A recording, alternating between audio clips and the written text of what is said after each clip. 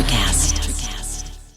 Love for me is a higher power, but at a deeper level, I would say love is all that we are, right? When you pull that onion analogy that you talked about as part of my work, I like to imagine, even though there is no destination, if there was a destination and you pulled back all those layers and you got to one spot, that spot would be, again, that four-letter word. So for me, it's that higher power and it's that home space that we all are wanting to come back to. Welcome to the Cosmic Love Antenna Podcast. This podcast is meant to encourage you to connect within so you can share your light with the world. And now, here's your host, Harrison Ma. Good evening, morning, afternoon, beautiful beings. Welcome back to the show. Another special rebroadcast episode with your host, Harrison. This time today, I had the pleasure to be interviewed and have a chat on another powerful show with my friend, the beautiful Claudia de Llano, on her Awakened Journey platform.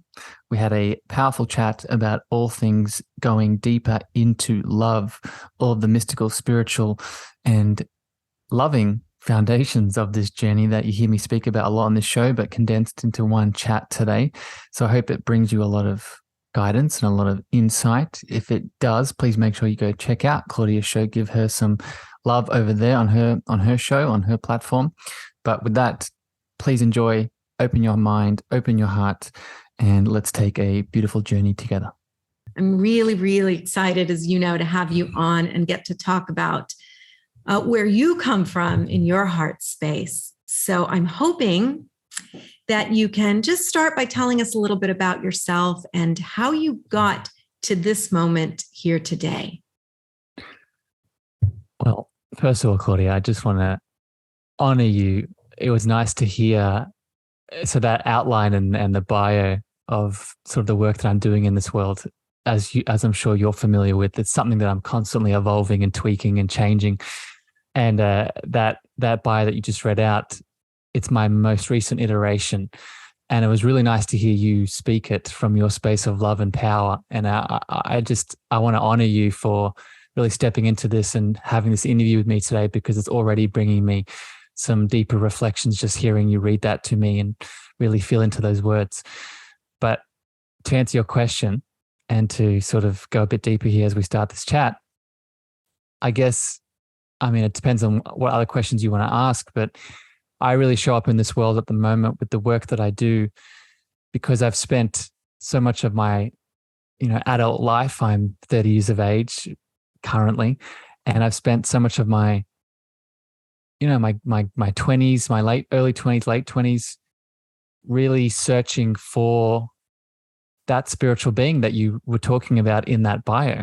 And as I've sort of gone through my own layers of the onion, I've realized that not only is this doable for me, but this is something that's very doable for everyone. And I was just thinking about this morning.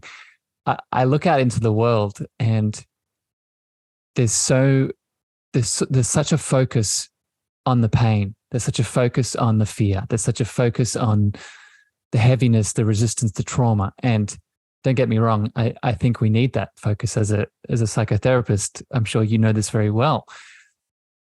But what we're often overlooking in that observation is we're not allowing our light the time of day. We're not allowing our light elements, our light work, our light presence to come forward. And I think when you ask me this question, a big part of my work at the moment and the big part of my journey has been coming back to my light, right? And asking myself, what does that look like through the inner child? What does that look like through ancestral healing? What does that look like by activating the chakra system and everything in between? So that's what comes up, my friend. Well, that's fantastic. I think that's where I find so much of my resonance with you is that I do believe we need to address our stories of pain. Yeah. And I think they're ongoing. I think they're evolving. They're not just stuck in the past. At the same time, I like, the way you put it, which is that activation of light in order to attend to the inner child and all these places where we can create amazing, amazing joy and love. So that is sort of my next question for you. I'm curious if you can define love and why it's so central. So there's no right or wrong answer here. It's the way you perceive it. How do you define love, and tell us about why it's so central to your work? So I laugh because on my show, this is one of my favorite questions to ask people. And as you know, my friend, and I don't get often asked it myself. So it's been nice to have this mirror already reflected back onto me. So put simply, I'll give a simple answer and then I'll give a deeper answer. To me, love is a higher power. And the reason I say that is I grew up in a religious household, and luckily it was not, it wasn't abusive, it wasn't traumatic, but there was something about it that didn't feel correct to me. I went to a Catholic school growing up, and we were told that there is this figure, there is this being on a cloud keeping score of the actions that we're moving through. And without going off into a whole spiritual religious tangent on that, for me, something inside of me didn't resonate with that. So for a long time, I actually pulled away from what a higher power was. I wouldn't say I became atheist, but I became very close to it. And, long story cut short, what ended up bringing me back to spirituality, what bring me back to mysticism and spiritual healing and my own awakening, was actually substituting that God word or that divine word or that, whatever your word is for that higher power, with love. So put simply, love for me is a higher power, but at a deeper level, I would say love is all that we are, right? When you pull that onion analogy that you talked about as part of my work, I like to imagine, even though there is no destination, if there was a destination and you pulled back all those layers and you got to one spot, that spot would be, again, that 4-letter word. So for me, it's that higher power, and it's that home space that we all are wanting to come back to. And I guess this last thing I would say is, it's also a place where we can feel safe again. Because I think a lot of the world, especially when we talk about trauma, a lot of us are looking for that safety, that support, that security to do the inner work. And we often overlook the feeling of safety that love can give us. That's interesting, because I am going to be asking you about the inner child. Can't wait.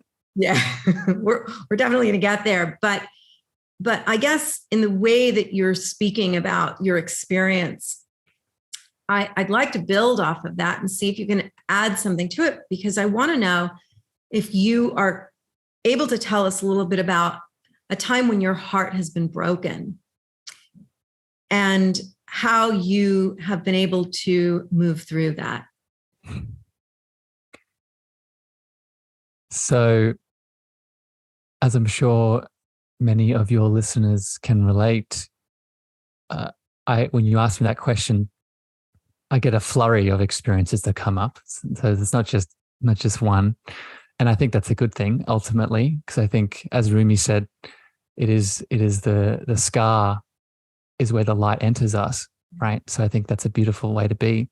Yeah. But the moment that really resonates deeply when you ask that question is, I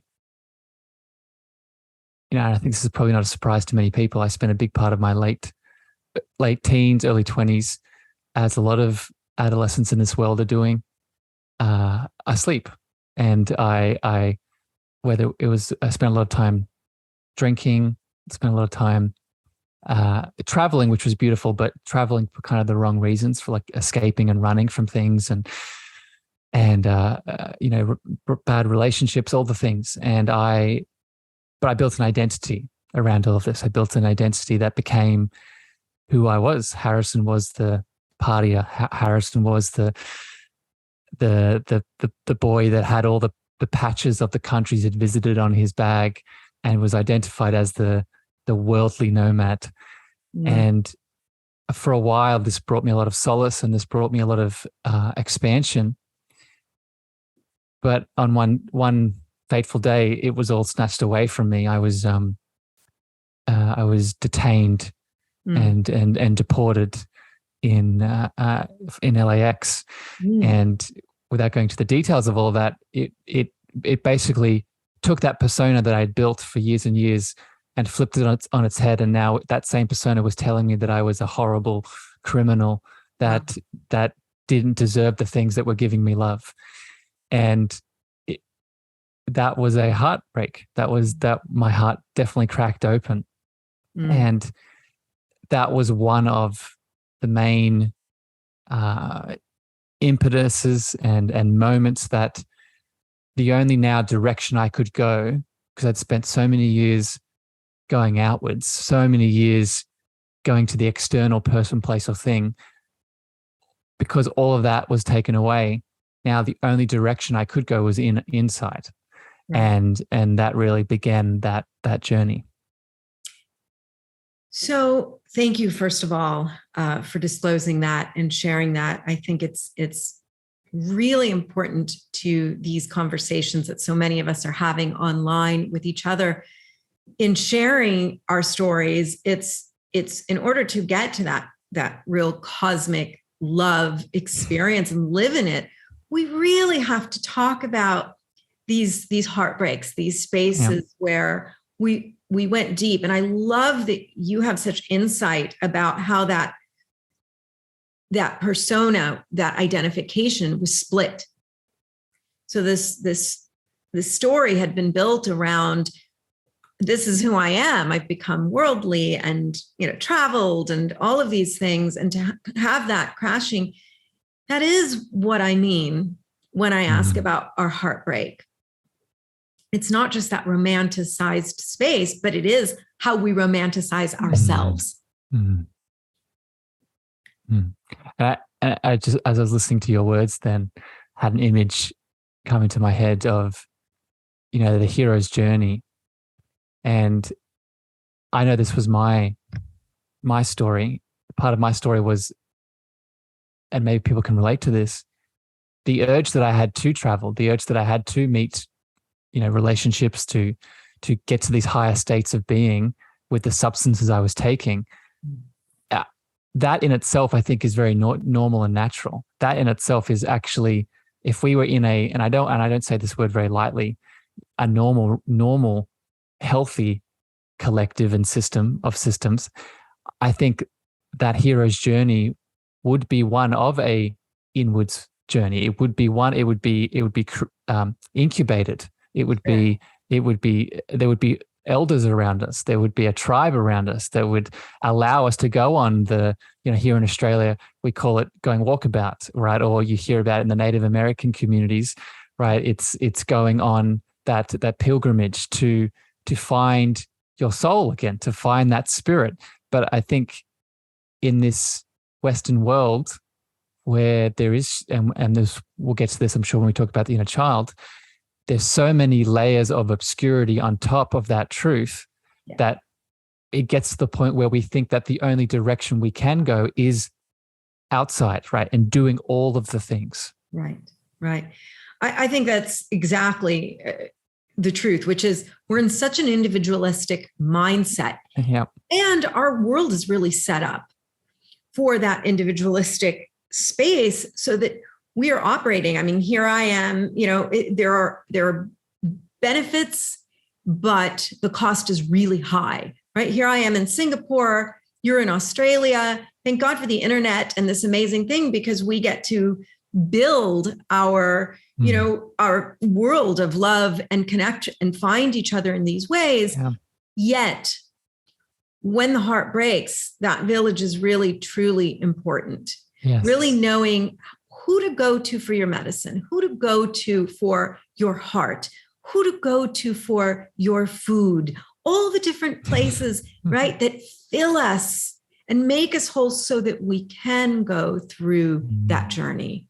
And a tip I would give to people listening that might feel alone in this, that don't have that tribe, right? And this is, I'm sure, I don't know if you've told this on your podcast yet, my friend, but just because we don't physically see the tribe around us doesn't mean that tribe isn't there. And what I mean by that is, without going off into a whole conversation about loving entities, just talking about physical people, right? How did we get in touch, right? You followed your heart pull and messaged me, and now we are connected, Yes. right? And I would ask the question to people listening, was that connection made, or was that connection always there?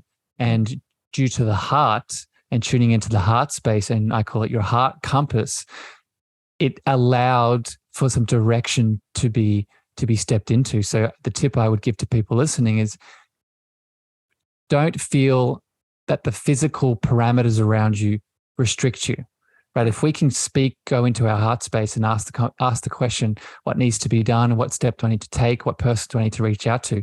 Often the answers are there. We're just not asking the question. Absolutely. And what I would add to that is that we need courage. We need curiosity. We need to be able to take that desire and put it out into the world, because I love the idea that we can find everything inward, but there's some confusion going on in the world around that, which is part of our inward world is in our connectivity externally to others. Yep. So we have to take the risk. We have to really say the things that we are needing, that we are wanting, and that we are feeling. So on that note, I'd like to guide you into some conversation about the inner child. And what I'm curious about is if you can tell us who your inner child is. What a lovely way to open this conversation.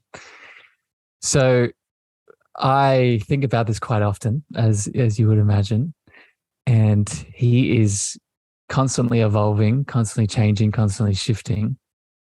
But at the moment, he is one of awe, he is one of wonder, he is one of play and curiosity. And these are themes that come up quite often, but these themes are coming up big for me right now because, and maybe we'll get into this later, I'm opening up to more dimensions of my spiritual world, right? And without getting too deeply into that, I've recently started connecting to more of my higher self. And when I connect to my inner child, the inner child is one of the pathways to communicate with my higher self. So the values and the themes and the attributes that I connect into when I'm connecting to my inner child to then speak to my higher self is one of curiosity, one of awe, one of play, and one of openness in many ways. So I'm curious how that openness to that inner child operates in terms of soul remembrance. Can you tell us about that? So the first word that comes up is gateway. It's a window. So let me explain it from a trauma lens. One of the reasons that I enjoy bringing inner child work into my coaching and supporting people that come into my life is a big part of trauma is disconnection. And so if we understand that, if that is something that we can logically understand, the next question that comes up is disconnected from what? Disconnected from our heart, disconnected from our truth, disconnected from our soul, the deeper part of the spiritual being that we are.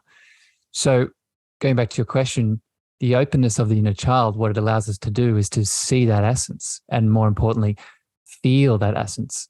Right? We talked about this on our show, on my show when you came on, and we talked about how there are really sort of two frameworks, if you want to call them that the inner child is sort of being viewed through in this world at the moment. There's the sort of mental health, psychoanalytical, psychological view, which is often dealing with the trauma and the attachment styles and all the very real things.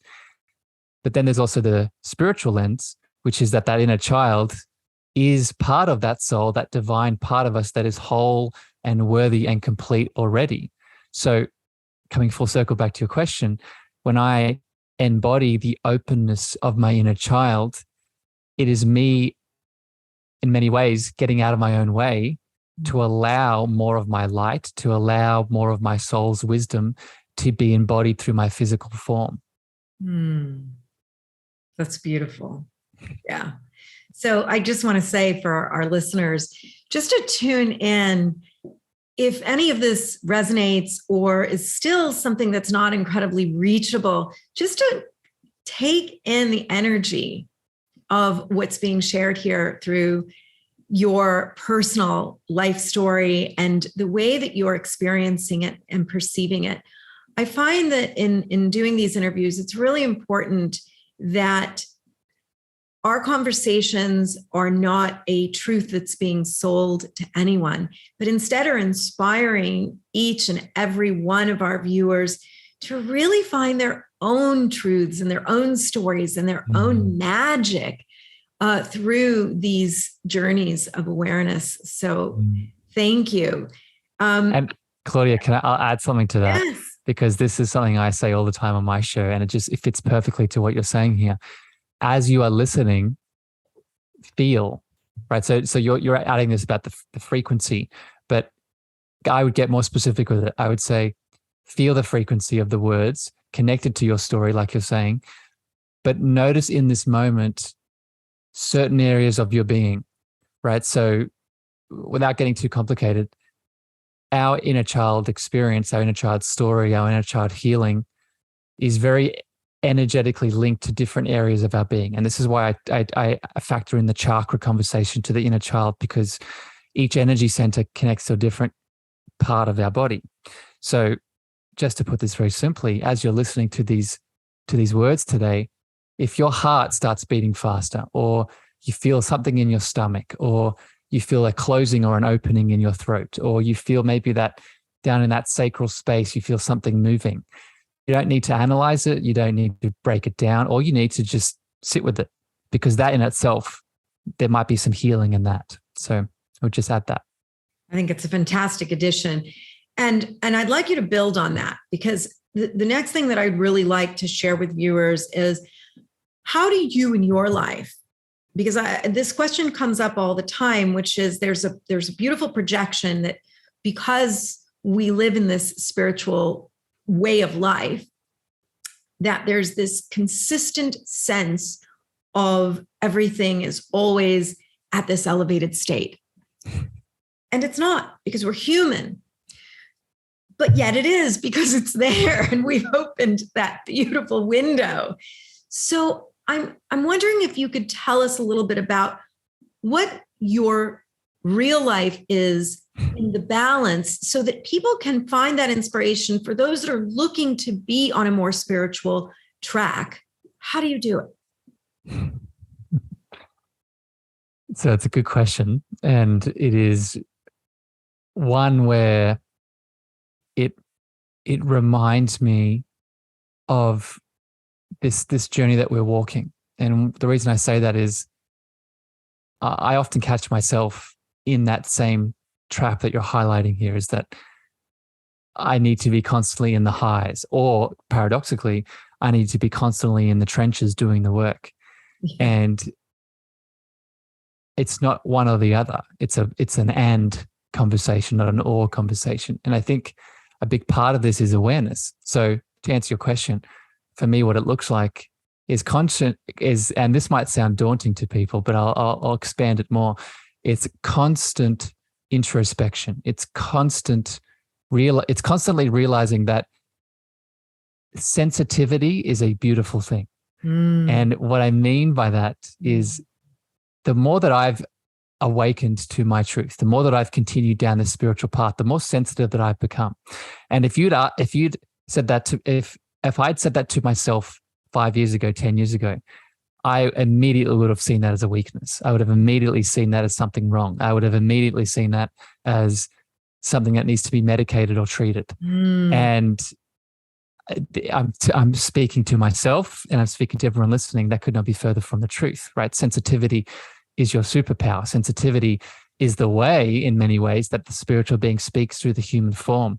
So coming back to your question, what my day looks like is this leaning into this sensitivity and asking myself in the moment what is needed, right?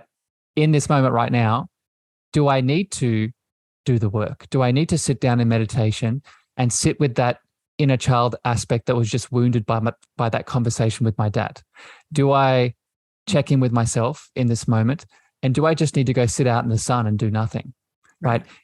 It's constantly asking ourselves, what is going to be the step I can take for my highest good?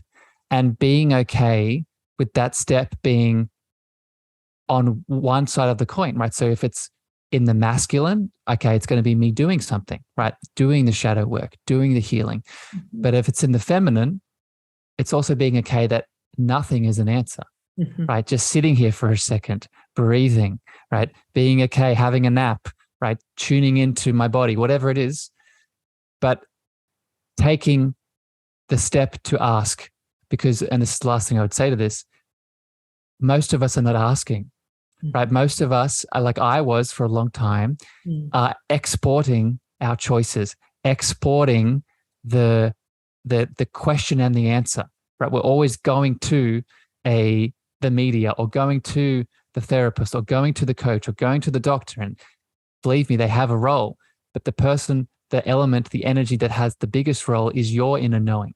And we have to ask it, because if we don't ask, it's not going to give us the answer. I couldn't agree more. And it's really eloquently said, because the idea of going to that answer really means, especially for so many of us now, that we have our phones on hand and the millions of thoughts that are firing, within the course of an hour, we are searching for answers. Why are we all doing this with this device? Because it's our human nature to have constant curiosity about, how did I get here? And yet, what we've enculturated is a disconnection from our senses. We have highlighted a lot of our intellectual senses into a place that says these are valuable because they contribute to our well-being economically. It puts food on the table. It helps support our families. And it's important. But it has also led to a disconnection from our emotions and our sensitivities. So I do want to push a little bit further with you, because you've brought up such an important point, which is opening up to your sensitivities and highlighting them as a strength. And I want to talk about that because what I want our viewers to know is, when you own all the parts of yourself, you own that sensitive side as well. It means you have access to every single part of you. And only then can you start to work into full acceptance and love. However, in this case, we have the masculine and the feminine present here today. So I'd like to play off of that. And it's my masculine and feminine as much as it is yours. For male viewers who have been indoctrinated out of these sensitivities, do you have a message that you can share in terms of opening that and transitioning it to a place of strength? So there's a lot here to this one. And this is, as you can imagine, a big part of my journey, right? A big part of my own path. Just to give a bit backstory and connecting it also to the inner child conversation, a big part of finding my voice and doing the work that I do now in the world was actually starting to move through this limiting belief as a child that speaking your emotions as a man and speaking your sensitivities and allowing your divine feminine to move through the masculine body as a man, not only is it not weak and not only is it okay, it's actually empowering, right? This was a belief that I had as a child, right? That I had to reprogram, that I had to release through inner child healing, right? It was the opposite. It was I had to push my emotions down. If I was being feminine as a male, that it was unmasculine, it was not powerful, it was not strong, all the things like you're saying. So I just want to highlight this as I go a bit deeper here for people, for men listening in particular, that if you have resistance to this, one, it's okay. And two, it's a sign that, deeper loving work is needed. Yeah. Right. And for a lot of us, and this is where, and I'm not sure if we're going to talk about this later, but just to plant the seed, this is also where ancestral healing comes in, because most of us, men and women, but I'll just speak to the men that feel like they can't express their sensitivities, it most likely, and I'll actually say most definitely, didn't just start with you, right? Your father probably suppressed his feminine, your grandfather suppressed his feminine, and now that suppression is in you, right? So just speaking to the men listening, how I have acknowledged the power and the strength of the sensitivities and the feminine within the physical male body is just doing it. Right? I could tell you all day, I could give you 10, 20 reasons why the feminine sensitive expression in the male body is powerful.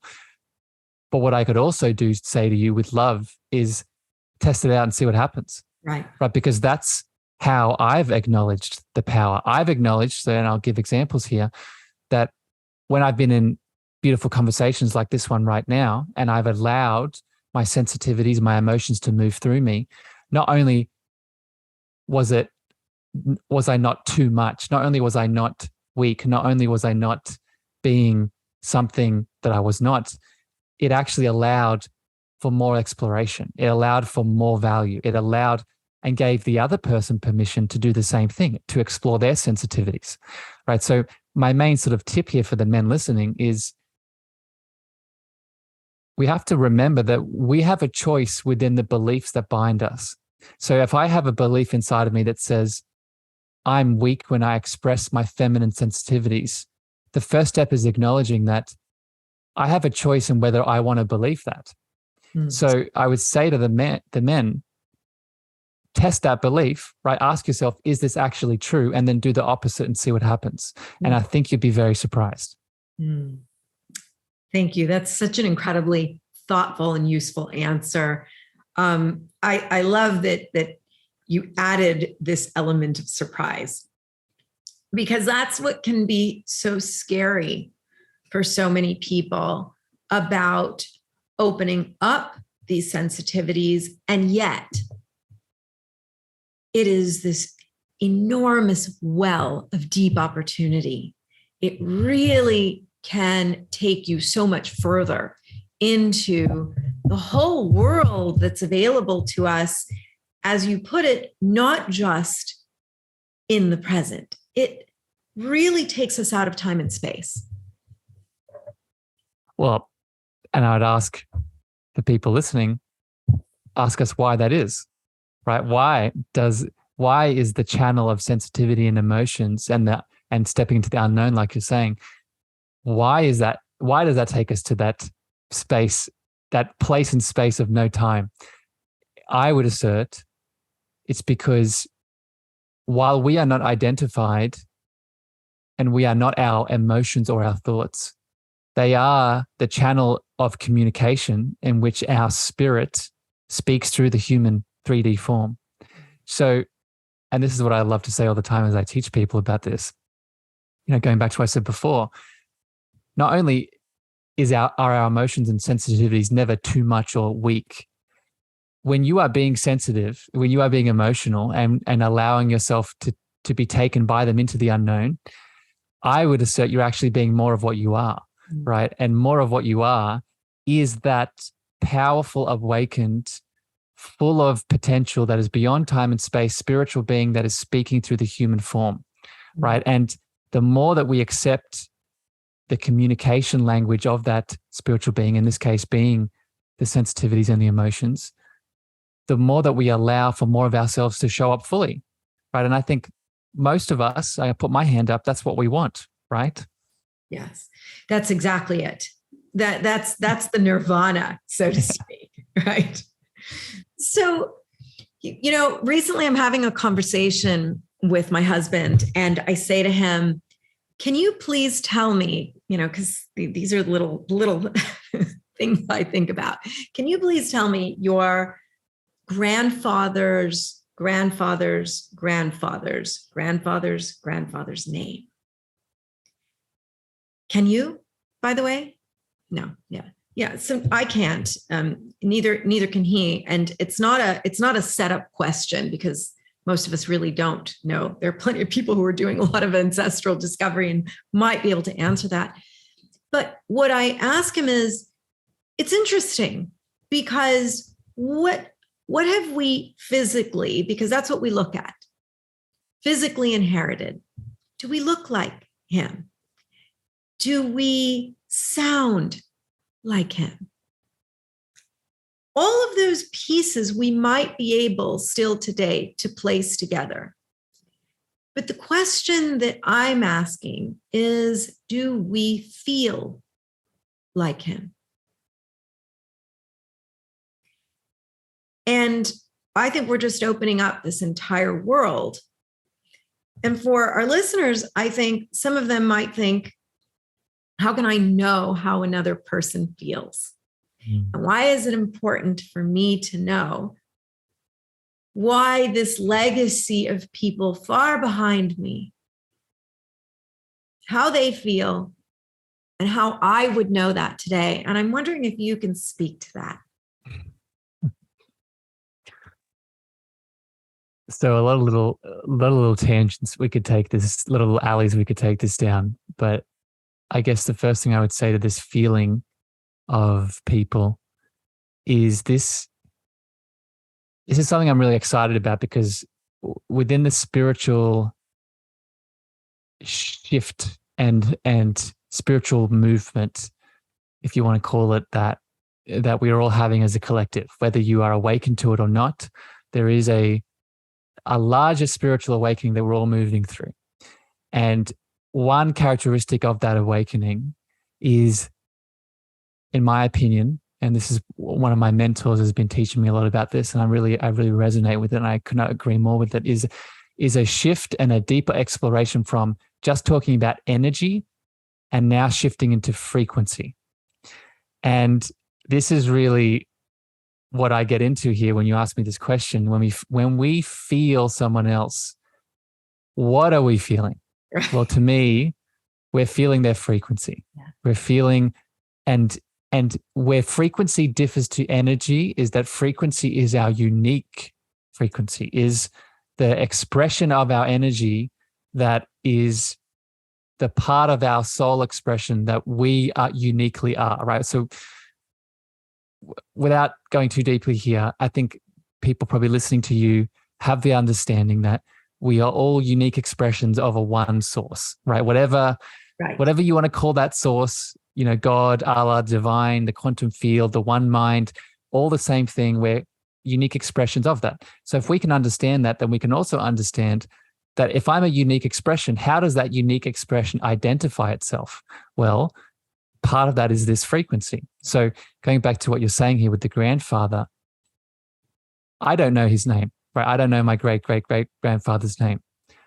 But what I could do and what I could learn to do is I could go sit in a meditation after this call, and I could set the intention of within that meditation saying, I want to start connecting to this great-great-grandfather, and I want to learn more about him. And the way that I could begin to do that is saying, I encourage and I invite my great-great-great-grandfather's frequency into my field. And then within that meditation, I'll open my heart and receive and feel what that frequency feels like. Beautiful. Beautiful. I thank you for making such a differentiation between energy and frequency, because there have been some beautiful studies done, through mitochondrial DNA, looking at how we are similar to like a fly, right? And it's like 99.98 or something. And I talk a lot about this when I'm teaching psychology. I talk about that point. I can't remember if it was a 0.2 or a 0.1, but that point, I talk about how it's significant because that is your unique expression. And it matters because you have manifested into this life to not only embody and experience that unique expression, but to really live it, to live it in this human form. And what you're sharing with us today is the ability to live it beyond just this tangible space, to be able to take that unique expression, go into that frequency, and bring in these sources. So I'm just going to build one question on that, which is, could you potentially do the same rather than the legacy? There's a big assumption here because I have one child and I don't know if my child's going to have any children. But could we do the same in tapping into the future frequency, into the future of the ancestors that we will become? What a good question. And I don't think I've thought about this before, but immediately what comes up is, the quantum view of it, right? That I whenever we talk about the past and then manifesting in the future, the first place I go is the quantum understanding that the past and the future are all folding into the present, right? And not only do all of my ancestral elements, like you're just alluding to, exist within me now in this present moment, all of my potentialities of every future manifestation exists right now here in this present moment. And I would assert the place it exists is in that quantum cosmic heart space. So, the short answer is yes to your question. Can we expand that frequency out? And I think it all begins with your inwards journey, right? I do this every single morning, right? I'm sure you probably have some iteration of this in your practice, right?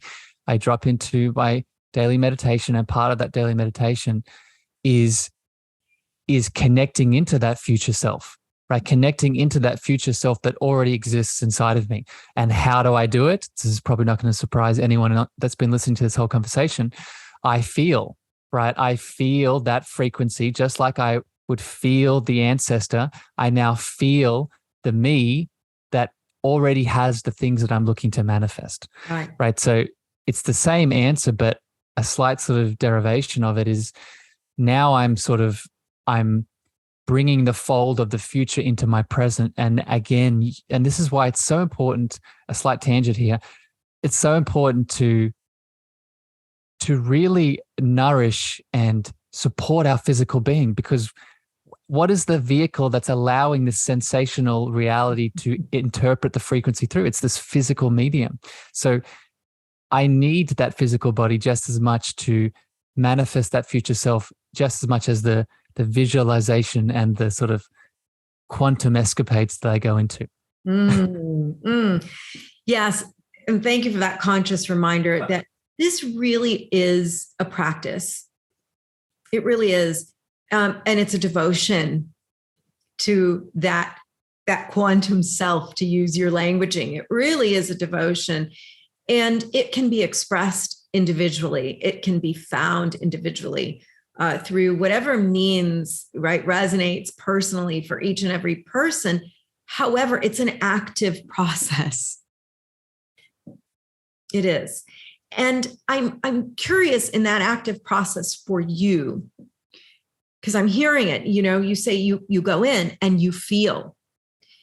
So can we give away a little secret here for listeners? And you're welcome to say no. But in the event that you want to take on my invitation, can we reveal a little bit about, because we have a practice of feeling into ourselves, what is the magic and the transformative work that we do when we are working with others, and specifically in your case, when you are coaching others? So the question is, where does my sensitivity and my feelings come into when I'm working with someone? Because you have a practice of feeling into yourself. Yeah. How does that play into the magic that happens when you're coaching people and you see them transform? Yeah. Well, going back to the expressions of the same oneness, right? By me tapping into myself when I'm with someone else, right? And now in this coaching relationship, it's connecting me into the eternal mirror that I am, right? So the degree in which I'm with someone in a coaching relationship, the degree in which I can tap into myself fully and show up fully and connect to myself abundantly in all of the ways, is the extent in which that person can see the things that they are through me, right? So let me explain this a different way. When we say I resonate with someone, what does that really mean? What does that really mean? I don't think most people actually go a bit deeper with this, right? If you're listening to this conversation and something I've said or something Claudia has said, and you say, oh, that resonates, ask yourself, why does it resonate? Does it resonate because it just sounds really nice? Or does it resonate because the thing that you admire, the thing that is standing out the most within that individual person also exists inside of you, right? So going back to your question, when I'm in these relationships with the people that I get to support, right, I help the person to the degree in which my mirror becomes smudge-free, right? And that mirror becomes smudge-free to the degree I'm willing to allow more of my light through. And part of that is through those sensitivities, through those vulnerabilities, through that openness of the inner child that we talked about before. Thank you. That's such a clear answer. And I think it's also really important, I think, to use not only our magic for ourselves, but to really be able to help the people that we work with understand how the process works so that it's transparent, so that it's not something that's really just held in the mystery of the person working, but really by sharing that knowledge empowers people working with us to understand where we're coming from, what the work is about, where the intention is, and what it takes. Yeah. What it takes for us, it takes for them. And you said the word there. You said empowerment, right? That, and I don't ever want to throw out judgment, because we're all of us are on our own journey, right? And even the people that are having struggles, there's value in that. But I do want to say that if you're listening to this and you're working with a coach, a therapist, a doctor, practitioner, whoever it is, and that person has now become another codependent relationship where you're going to get something from them, then that becomes a challenge, right? Because now this is a space of disempowerment. Even if they're the most best and lovingly intentional being in the world, right? In my opinion, the best healing environment is one where that person isn't giving you anything. That person is reminding you what you've been the whole time, right? And what you've been the whole time. And this is the paradox of it, because I know the people listening to this that have gone through trauma and pain and all the things, right? There are layers, right? There are layers we need to move through. But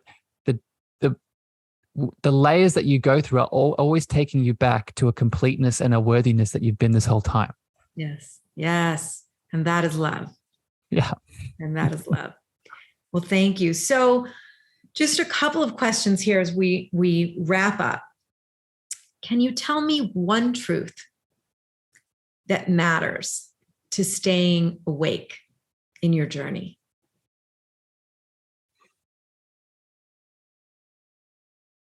Putting yourself first. And what I mean by that is putting yourself first in a non-judgmental, not feeling selfish way, right? I know a big part of my journey has been flipping this mantra on its head, this idea that whenever I'm not looking after my family, my children, my lovers, my friends, and I'm putting myself above them, that is me being selfish. But it's flipping this around and seeing not only is that not selfish, when we self-love first, we show up in more light. We show up in more love. So it's really within this, I think the biggest truth that I've come within my journey is, and this is from another one of my mentors, this mantra, I before we and we before all, right? And if we can follow that truth is something that can seep through everything. I before we and we before all. Beautiful. Thank you. So, I could be here all day having this very enlightening conversation. Your wisdom is just so incredibly beautiful. And I want to thank you so much just for taking the time and being here. And hopefully we get to do more of these along the path. To bring it home, could you guide us through, very briefly, something that really helps us to return today to that remembrance, that heart space, wherever you want to take us in this moment? Well, Claudia, I just want to say you did a beautiful job today holding space for me. It's so nice to be in front of people, but it's nice to be in someone else's energy, to be held, to just be all that we are. So I appreciate you, my friend, and you did a beautiful job. This quick little exercise is something that when you asked me at the start of the conversation, the self-awareness piece, right? Constantly having introspection. And this is something that I do as a part of that, as my daily practice, especially when things get challenging and maybe I'm triggered, maybe I'm, some old stories are playing up, maybe there's some wounds around my inner child, all the things we've talked about today. Something that I do is, especially if I have a question, I need to take a step and an action needs to be taken. I stop for a second and I drop into my body, put my hands on my heart. A few breaths sometimes help, right? So especially breathing into the nose, into the belly, and breathing slowly out to the mouth.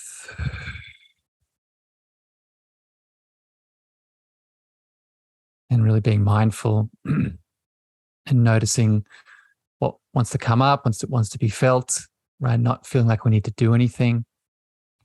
And then actively in the mind's eye, dropping into the heart, right? That could look like you could see a heart, you could see a cartoon image, you could see your chest, you could see a heart chakra, whatever it is, just dropping your awareness into that area of your body.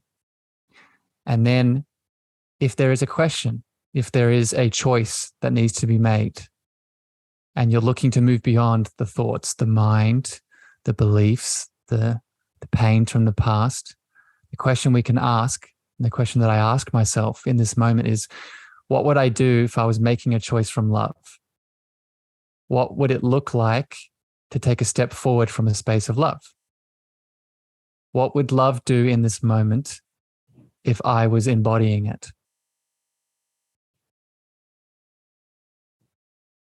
And then you listen, and then you feel, and then you take the step that is needed.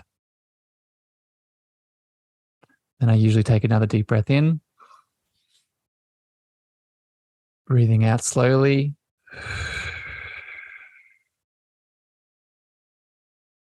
And then open my eyes and come back to the 3D reality. That's beautiful. Thank you. Thank you for taking us there. Thank you for taking me there. And really sharing in this mutually held space. That was just gorgeous. I want to encourage our viewers really to listen to the Cosmic Love Antenna. That is Harrison Marr's podcast, which can be found. Tell us a little bit more about where you can be found and how people can get in touch with you. I appreciate you, Claudia. Thank you for giving me the space. So the Cosmic Love Antenna is, on all platforms. Listen to it on Apple, Spotify, wherever you listen to your beautiful podcasts normally. I'm also accessible. People can reach out to me on all social. I'm on basically everything at Harrison Marr. That's Marr spelled MEAGHER. And you can also go to my website, harrisonmarr.com. And at the moment, I do both one-on-one coaching and group coaching. And listen to your heart, right? If you resonated with my frequency today, I'm sure that if you've listened this long, there's probably been things that have been coming up. And I can let you know from my heart to yours, I probably have the answers that you're looking for. So I love you, my friend. Thank you for having me. All right, beautiful souls. Before I leave you today, I'm excited to share an announcement and a powerful transformation with you. Starting on January 1st, 2023, I'll be launching a 1-year coaching program one-on-one with me. So if you're looking to move through inner child wounds, ancestral healing, spiritual gifts, overcoming religious trauma, or anything else you hear me speaking about on this podcast, then this program is for you. This is your opportunity to spend a year in my frequency to help you expand one-on-one straight into your nuanced, specialized, and individual needs. This is for you if you're ready, if you feel committed, if that heart is pulling you to the change that you deserve. If you feel like this is you, please message me the word, the comments, the statement, 1 year love on my email or on my social channels, and we'll book your free call to feel in and tune in together to see if we're a good fit for this beautiful transformation. Please be aware I'm only bringing on a certain amount of people for this. So if this is you, please take this advantage before I fill up all my spots. I'm excited if this is the pull that you need, and I'm excited to get in touch and honored to take this journey with you. Sending love, sending light, and I'll see you on the next episode. Thank you for listening to the Cosmic Love Antenna podcast. We hope you enjoyed. Be sure to follow Harrison on Instagram, Twitter, and Clubhouse at Harrison Ma. That's Harrison, MEAGHER.